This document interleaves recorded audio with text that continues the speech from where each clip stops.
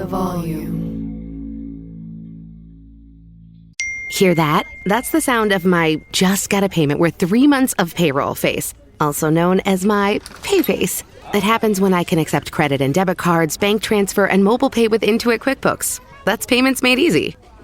Wait, I thought this ad was over. Oh no, here comes my holding in a squeal in front of a customer face. And my, whoa, getting paid twice as fast face. Thanks for that, QuickBooks. QuickBooks Payments account subject to eligibility. Twice as fast based on customer use comparison from August 2019 to July 2020. Hey guys, it's Gardy B from Jenkins and Jones. I'm excited to talk to you guys about our newest sponsor, HelloFresh. HelloFresh cuts out stressful meal planning and grocery store trips so you can enjoy cooking and get dinner on the table. HelloFresh offers 25 plus recipes to choose from each week, from craft burgers to extra special gourmet options and everything in between. So go to HelloFresh.com/12Jenkins and use code 12Jenkins for 12 free meals, including free shipping. That's 12 free meals at HelloFresh.com/12Jenkins and use code 12Jenkins. HelloFresh, America's #1 meal kit. Jenkins and Jones is brought to you by FanDuel. It's never been easier to play fantasy on FanDuel. Whether you love basketball, golf, soccer, or any other fantasy sport, there's a contest for every fan. FanDuel, more ways to win.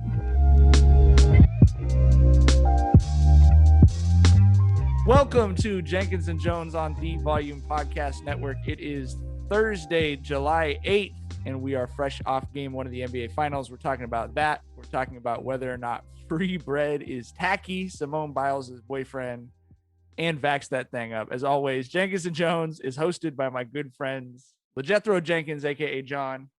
What's up, Bubbas? Dragonfly Jones, a.k.a. Tyler. Hey, everybody. How's it going? And I'm Mike. AKA Gardy B. Well, we just mentioned it, man. Game one of the finals. We're here. We made it. Thank God. We're one game closer to putting this season behind us. I'm so ready. Y'all know I'm so ready. I'm so excited about it being over. The Suns won game one, 118-105. Tyler, what were your thoughts from the game? I'm glad that it looks like we're gonna get a good series. It looks like Giannis is 100%. Like that motherfucking knee looks superb out there. Like he looked like regular Giannis. So I'm glad that we're gonna get Giannis for the whole series, a healthy 100% Giannis for the whole series. And the game one, it was one of those weird games where it's like Phoenix was in control of the game the whole time, but you never fully counted Milwaukee all the way out, right? Like there was always a part of me watching it until late in the fourth. I was like, Milwaukee can still, come back, but there's still some fight in them. But it was a good game, even though Milwaukee was down by like double digits the whole fucking time. And I think it's a good sign that we're probably gonna get a good series here. So, thumbs up from me. Thumbs up for the game. Hey, thumbs up from Tyler. John, I think John, I know Tyler was thinking that the Bucks were going to come out with that game. You and I both thought it was going to be the Suns. What did you think of the game, and did it go basically how you thought it was going to go? I mean, it went how I thought it was going to go. I didn't think Giannis looked 100% though. I thought Giannis looked great, being that I would have never played basketball again if my knee ever did that. So the fact that he was even playing proves that he's superhuman. You know what I mean? He had a solid game. He wasn't as aggressive as I thought Giannis would be. Maybe it's the knee. Maybe it's the situation. I don't know. But I think he had 13 points by the end of the third quarter. And he was pressing a little bit when they started getting that ass whooped, but it wasn't enough. You know what I mean? I'm just really surprised. Like for me, we talk about Chris Paul a lot, which incredible game, big in the big moments, obviously. Booker had a great game, but fucking Ayton, bro. I just like 21 and 19 or some shit like that. Bro, it seems like he's dominated every series, but it seems like he gives us those numbers every fucking game. Like this is becoming regular from the 20 and 20 game. That's how it feels. But I mean, dog, that dude, every rebound, just get away. That's his, you know what I mean? And he's shooting like 80% from the field or something like that. He had 22 and 19. He was 8 of 10 from the field. I was going to say a funny stat to track will be who ends up with more at the end of the series, Chris Paul turnovers or DeAndre Ayton missed field goals. Because they're both like one to 3 a game. Right. Like it was what I don't know if we even really learned anything from this game one, which was interesting. I'm like, it can still go either way. I know it seemed like the Suns beat them by more than they actually did. You know what I mean? But I don't I think think we the really learned crowd and anything. everything, Yeah, and the fact that, as Tyler pointed out, like they had that lead kind of throughout the game, but Mhm. I didn't feel at all like, oh, they're going to win in 5 or so. You know what I mean? Absolutely. Like you could certainly see, because Giannis can certainly play better than he did. Yeah, we had like 22 and He something. had 20. He had 20, and I think 14 rebounds, 4 or Yeah. 5 assists. But yeah, I mean, the Bucks could definitely play better than that. The Suns could play But better than but that too. who's gonna play better? Well, Like Giannis has a pretty high, Giannis has the ceiling ceiling. that will, yeah. But I mean, Middleton had a good game. You know what I mean? Drew kind of struggled a little bit, but Drew, you can't really rely on him to win games. He's kind of streaky. So I don't know. The Bucks didn't show me anything that made me think could win. But the Suns didn't show me anything to make me think they're gonna. It's not Suns in 4. You know what I mean? Like it doesn't feel that way either. I didn't really gain anything from the game other than knowing who won game 1. You feel me? Like I do feel I was thanking my lucky stars that Giannis looked so good, because it does feel like after everything that all basketball fans have gone through or put up with over this year, it's like at least we get Giannis versus Chris Paul, Book, whoever you want to put. You know what I mean? At least we do get that, because we talked about in the last show. I didn't think there was any way in fucking hell he was playing game 1. Much less he's got to chase down, block, and everything else. Like like Tyler, what's in the knee, bro? Like how do you do that shit, bro? Hey, well, they don't call him the Greek normal guy. They call him the Greek freak for a reason. so I don't know what the fuck type of ligaments he got, but goddamn, those motherfuckers are titanium or adamantium or some shit, bro. Because he looked like the Giannis of old. they compared the block to LeBron. Did you see that? He said they don't call him an average of nature. Come on, bro. Come on, dog. Come on, bro. They put it right next to like Bron's block. And I'm like, this is where we going with that? Like, this is what you need engagement that bad. You know what I mean? Like internet, bro. I don't know. Those social channels would be weirding. But yeah, I mean, he looked solid. But he, like, to me, Giannis is just such an animal. Like, we were shitting on him for what 22 and 14 when he was playing the Heat last year in the bubble. Like, we clowned him for those numbers. You know what I'm saying? Like, that's a great game if you're not a Giannis. That's a great game if you're the Greek normal guy. You know what I mean? Like, it's a great game for that guy. That's not a great game for the Greek freak. You feel me? Like if you're John Stamos or some shit. Or John Nichols. Shit, we need more out of Giannis Nichols for sure. Right. What do you think? We did. I think it was announced just shortly before we started recording that Saric. I think anyone who watched the game, you could see non-contact injury on a jump stop. That is not usually a hey, we'll see you tomorrow. What kind of an impact do you think that has on the series for him to be out and obviously remove some of that front court depth for the Suns? I think you absolutely need the most bodies you can have to fucking collapse on Giannis when he's, driving to the paint. So, but I think Ayton's good enough to pick up the slack, man. I don't think there's any reason for the Suns to push the panic button there. He said he's a good body to use, like against John, he's in the water to throw out in front of the fucking natural disaster that is Giannis driving to the cup. Right? He's a good. They lost a good sandbag, basically. You know what I mean?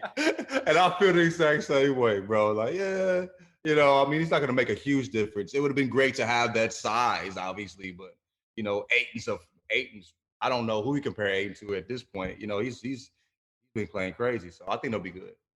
I think you're exactly right that, obviously Chris Paul is going to get, I think it's very clear at this point, he would have to really trip over his own self-punched dick to not be the dude that the narratives are kind of like dialed in on. But Ayton, it might be one of those ones in 10 years where we really looking back on this as the year that DeAndre Ayton sort of ascended to a completely different level for sure.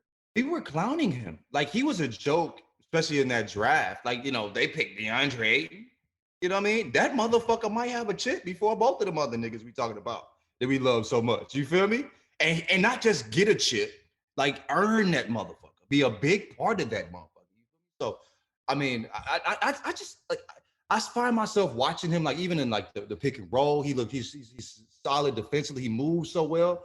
You know what I mean? But like, I mean, it's if he puts a shot up, go play. We gonna play defense. You get the ball in the post, it's a bucket. I mean, a lot of them shits is just catch dunks, but his footwork looked better. You know what I'm saying? His touch is solid. You know what I mean? The man. I mean, he's a bully, and he's fucking enormous. He's enormous. Yes. And he and Chris Paul together are absolutely fucking cold.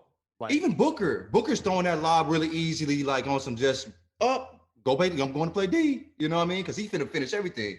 If he can't go get it, nobody can. You feel me? We when we had Langston Galloway on the pod on the last episode, we were talking to him just about how very obviously confident the Suns are that they're winning a championship this year.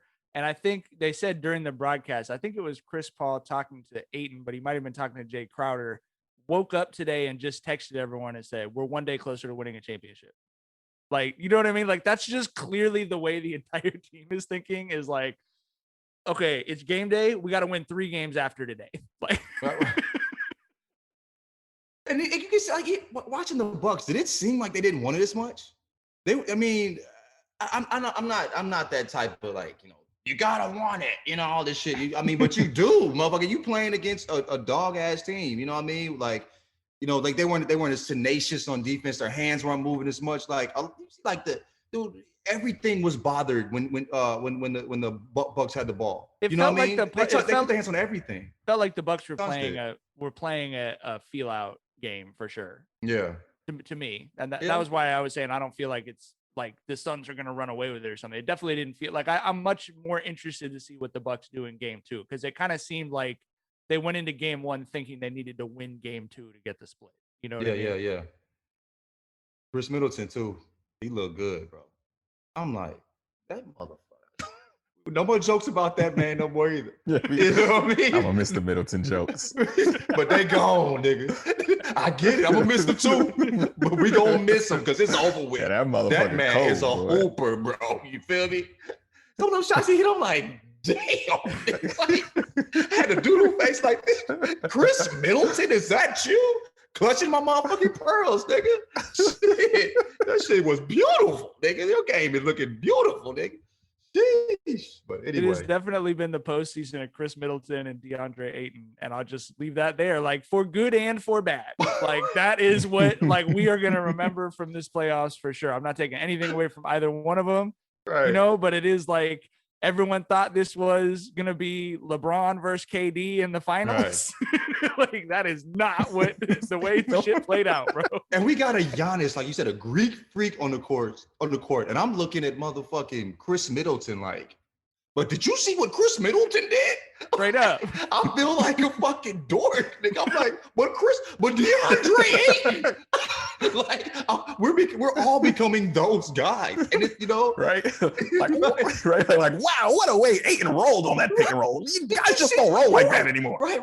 Like, look at the defense. Look at his feet. Look at those active feet on the defensively. Like, bro, look at the number of top 5 perimeter players that Jay Crowder had in a torture chamber this postseason. Right.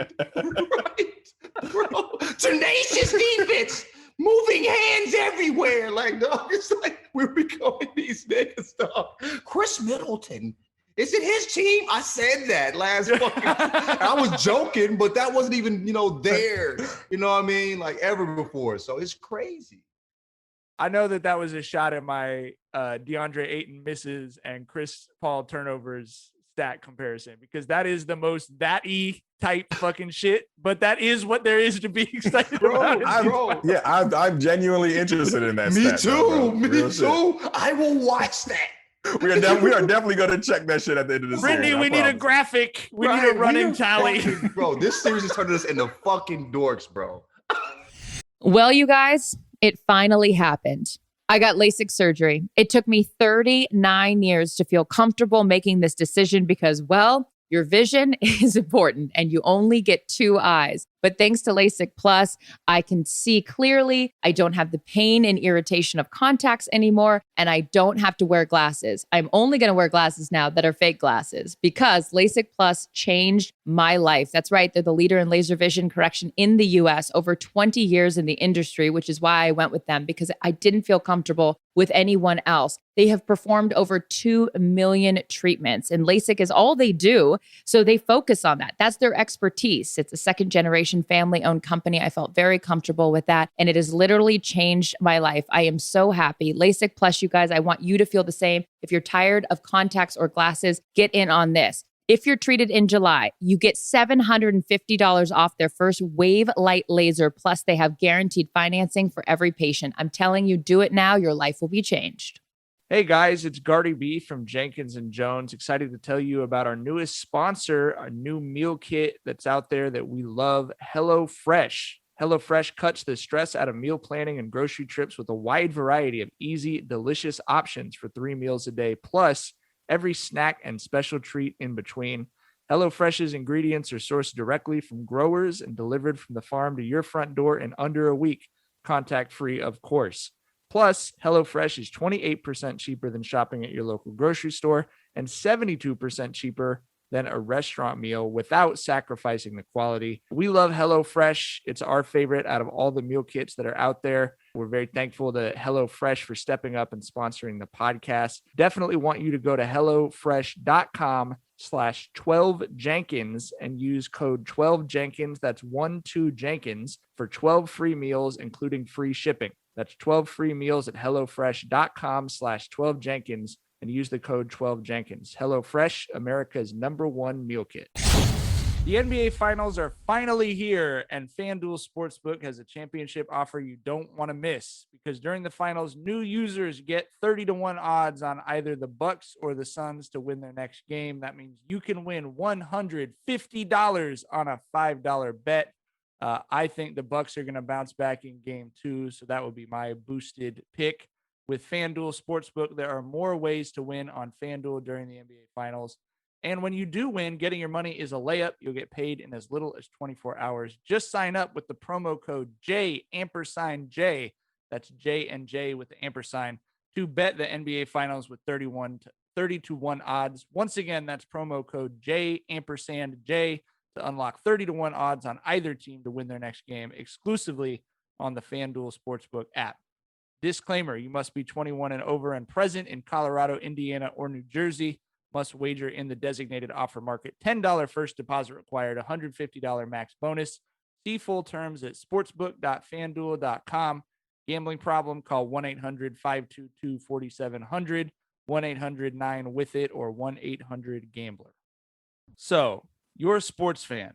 That's why you're listening. But if you're considering getting in on the fun of sports gambling, I want to let you know about a great resource, the Action Network. The Action Network is where fans go when they're ready to bet smarter and turn a profit betting on sports. In fact, their free Action Network app was recently named the best app in sports betting. With the Action app, you can see the latest picks and articles from Action Network gambling experts, as well as personalities like Colin Cowherd.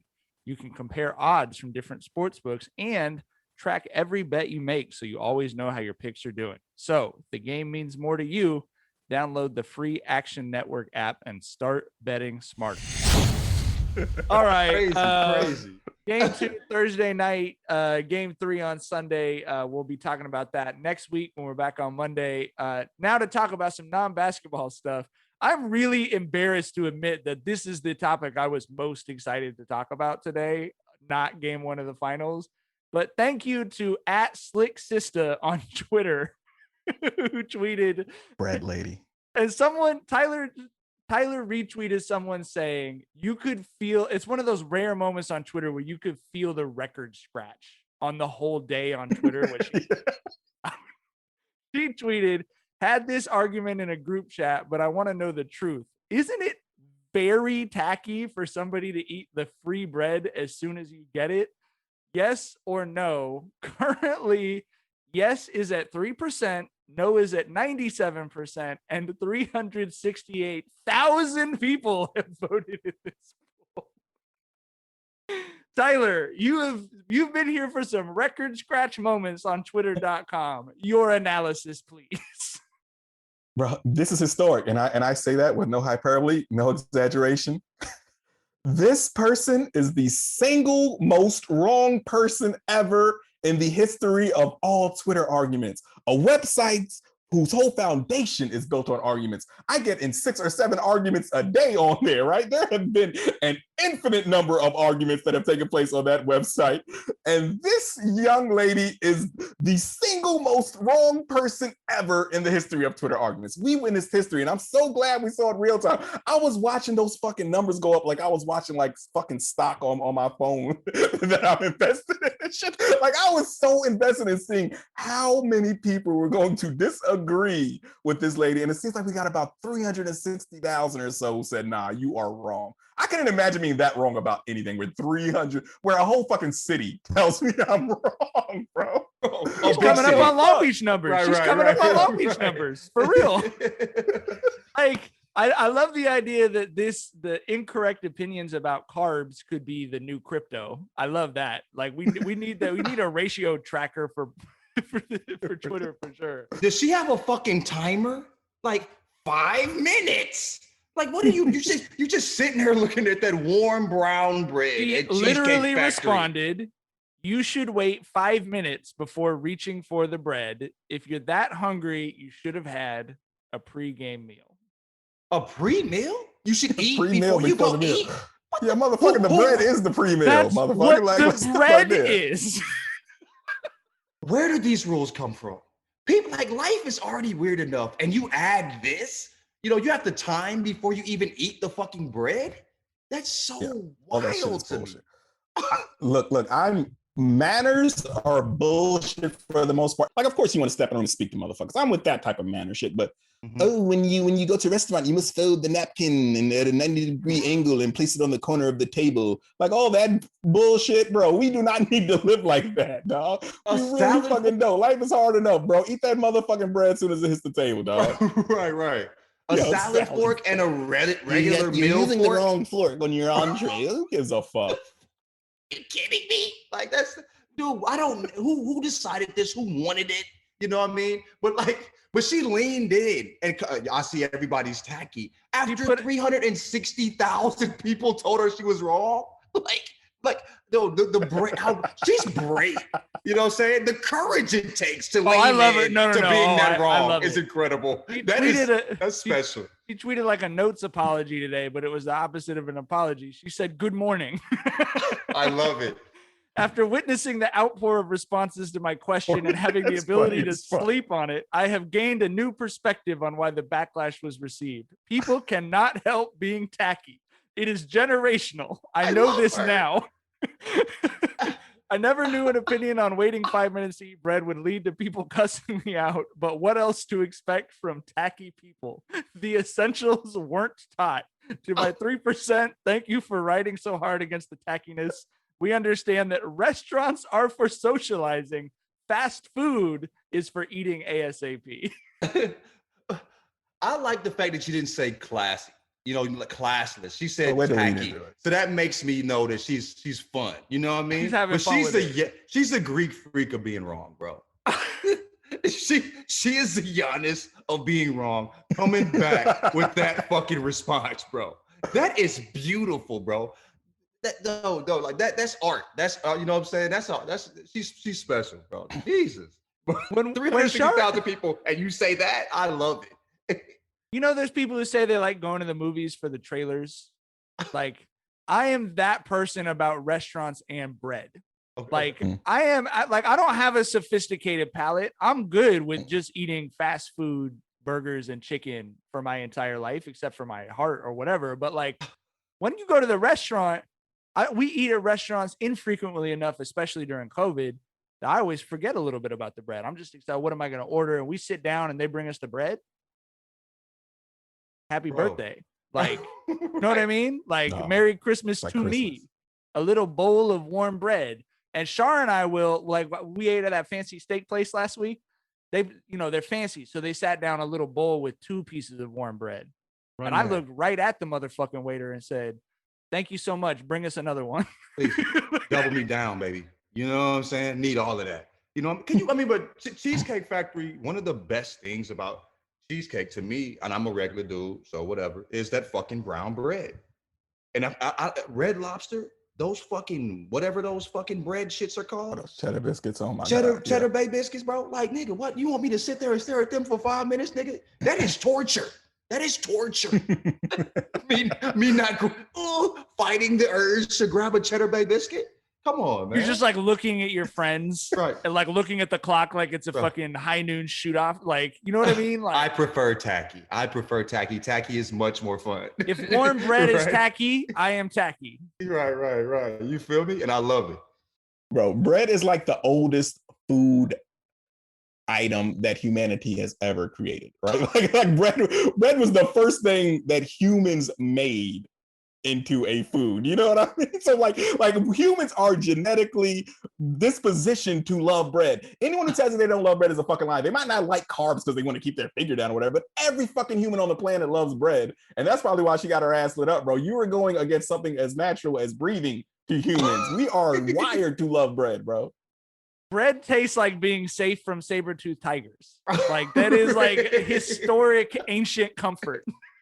I would ball bread up as a kid and fucking dance eating the bread, bro. like that I'm living now because of bread, bro. That got me through some hard summers with no other snacks, bro. You ball up that wheat bread, you motherfucker. That shit tastes like, bro, fuck out of here. I need that. No anti-bread, no bread slander ever. You know what I mean? Fuck out of here. 5 minutes to eat some bread. Bread deserves better, nigga.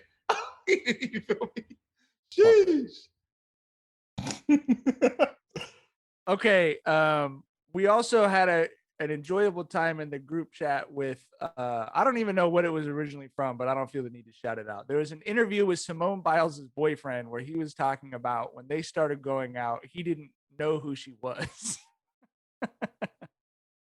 The biggest stack of bullshit or cap or whatever you want to say. Yeah, Tyler, how little do we believe this human being?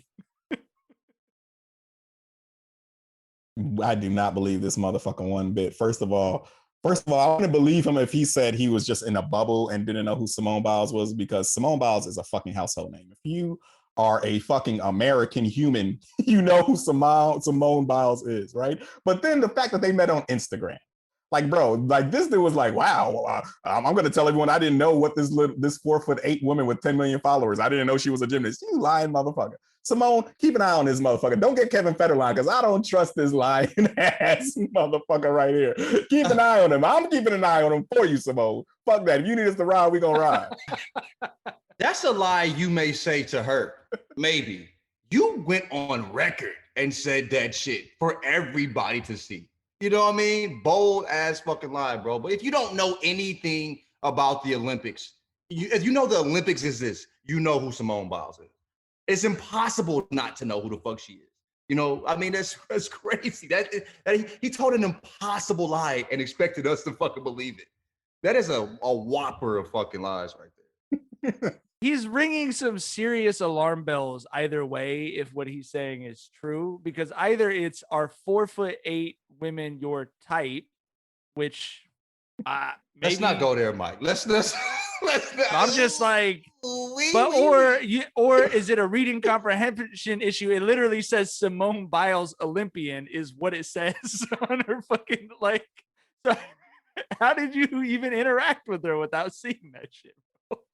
He's lying, bro. He's out for that bag, man.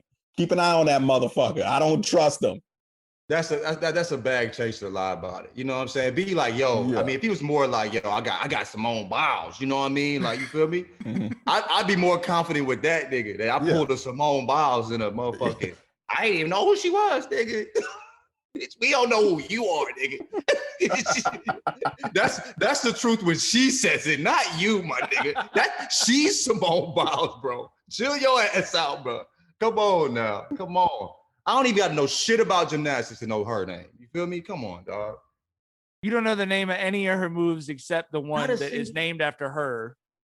but you know that she's Simone Biles. Bro, come on. Brittany bro. is making the point via text that she is also in quite a few commercials. Like, you know what I mean? Yeah, you don't really even need to know anything about the Olympics to know this is a famous person. Dude, if you know the Olympics exist, you know Simone Biles. She's damn near the face of this shit. You know what I mean? In the US at least, and probably other countries as cold as she is. She's wearing goats on her fucking leotard because she's the greatest to ever fucking do it while doing it. And you don't know who this motherfucker is? Her boyfriend just thought she liked goats. Like, you know. Right. What the fuck? Fucking no, bro. And he said that confidently, like, I don't know who she and looking in the camera while being recorded. Lied to our faces. That nigga too bold, bro. You know what I'm saying? Bold face ass lie, nigga. Very bold. Okay. The next step in our ongoing national conversation about getting vaccinated, trying to fight the COVID-19 virus. Juvenile today dropped Vax That Thing Up. I know all three of us already have been vaccinated. So we're not a good test sample of whether this worked or not. But Tyler, can you come up with the theoretical person that would be persuaded by this song to get vaccinated? You'd have to, for it to kind of really hit you like, wow, Juvenile and Manny and Mia X hopped on. It's like, you'd have to be like 40 plus. And like, you know, the whole shit was like, yo, get vaccinated, man, so you can get out here and, you know, party. And bro, ain't no fucking 40 plus year olds out here trying to party, nigga. Like, right? There's a few, I guess. Yeah, but motherfuckers is old and tired, dog. But you know, I would say as someone, you know, who grew up a Cash Money fan and No Limit fan, and you know, there wasn't necessarily beef between those two ladies, but there was always like a tension there. It was cool to see, you know, Mia X hopping out there with those, you know, from No Limit hopping out there with those Cash Money dudes. I thought that was cool, but I mean, the heart's in the right place. Will it move the needle? I doubt it, but it was cool to see, I guess. Juvenile's old enough to make Vax That Thing Up. Vax that thing up, bro. Nigga, nobody's safe. You remember how cool he was to us? We're all heading that way. We can't avoid it. It makes me sad for myself to know that nigga made this. You know what I mean? We all gonna be so lame. Let's enjoy this because we probably ain't that far from it. We vax that thing up, nigga. What the, bro? Nothing's safe. Nobody's safe. God, bro, that make me feel so old right now, dog. I'm sorry to be a bummer, but we all finna be lame as fuck, man. Like, let's just lean in. If that nigga is gonna lean into something like that, bro. I didn't need that. I do appreciate you vaccinating that thing up. Yeah. At least we all vaxxed that thing up. We all vaxxed that thing up, but we didn't make a song about it. We just said we're double vaccinated and moved the fuck on. You feel me? Jeans, you know what I'm saying? You know what I'm saying? Like we out in these streets again. But Jesus Christ, vax that thing up. Okay. You playing that? You playing that? You playing that? You know what I'm saying? That's slapping. That's slapping to you, bro. You feel me? You riding in Long Beach playing vax that thing up, nigga. Both windows on the minivan down. Right. God damn. Oh man. That's all the time we've got for today. As much as I wish we did have more time to talk about Vax That Thing Up, that is all the time we've got for today. Our thanks as always to everyone for tuning in. We'll be back on Monday talking about game 2 and 3. Booger Boy of the Week, etc., etc. Everyone, enjoy your weekend. Make sure you have that thing vaxxed up. Vax that thing up. Vax that thing up. Do the windows, the back windows on the minivan go down too? Yeah, man. What do you think this is? 1970? Oh, so they don't have. Remember, we had to like pin. Kids will never. I'm a lame ass. I become juvenile that quick. It's happened. That quick. I became a lame ass nigga. Because remember we had to pin the fucking shit for the back windows to open up. Now they go down. That's special as hell, bro. No, my parents didn't have minivans because they weren't lame. So you know what I mean. Okay, my parents. My dad. No, my dad. myself. Yeah, my kids. My dad pulled up like. My dad pulled up like, huh? And I was like, I will never be that nigga. I will never be him, bro. He was so happy about that minivan. The back shit went up and it was beeping and shit. He was so excited, nigga. I was like, it got Dolby Digital surrounds. I'm like, bitch, what the fuck? You don't get the fuck out my face, nigga. You had a Saab before this, a Saab 900, and you excited about this maroon fucking minivan, bitch ass nigga. It's maroon, fuck nigga. Man, fuck that shit, man. SUV shorty, that's me, bro. Anyway, I guess the podcast is on. Bye. I got lame that quick.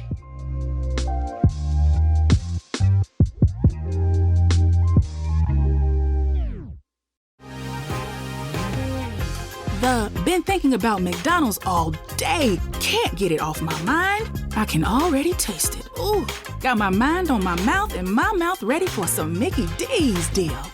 There's a deal for every moment at McDonald's. Right now, get 2 of your favorites for just $3.50. Mix and match a classic McChicken, a hot and spicy McChicken, or a juicy McDouble. Price and participation may vary. Cannot be combined with combo meal. Single item at regular price.